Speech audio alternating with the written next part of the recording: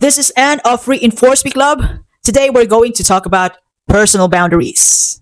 Personal boundaries means taking charge of your own response in a relationship rather than expecting other people to change their behaviors. This is who you think you are. This is what you think you stand for, and this is what you identify with. These are your adjustable limits, which protects you and your well-being according to your needs. Since you know your limits, you have a space for growth. If you just decided to make a personal improvement, and it's all up to you.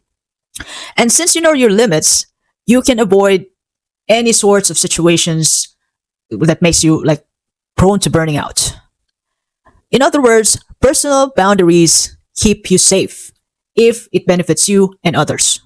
Now, there are types of boundaries. Number one is emotional boundary. So this is accepting responsibility of your own emotional needs and expressing them. Like for example, you can choose who you want to share personal information with and how much you want to share. So that's a limit. Another type of boundary, which is my favorite, time and energy. This is being in control of your own time and energy. So you have the freedom, you give yourself a freedom who you want to spend your time with, what do you want to spend your time on, and you can even build a time block.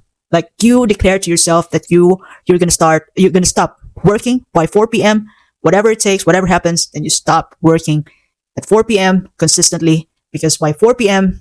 and beyond that, that's your family time, personal time, or hobbies time. Another type of boundary is mental.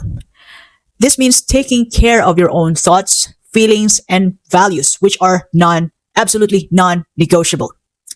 So this is non-negotiable because it protects you from being manipulated, bullied, or forced to think or act in a certain way.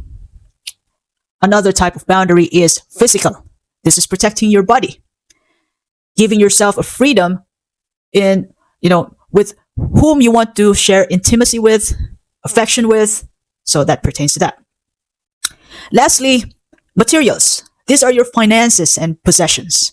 So how much you want to accumulate wealth. So you have to be specific to that. Otherwise, you're going to go through that. This is what they call greed, that you don't know your limits. If you're only working for money, you want to set 50,000, and when you reach 50,000, you see others, reaching 100,000, and you go for 100,000. It goes for greed. So it's way better to set your limits first and grow from that.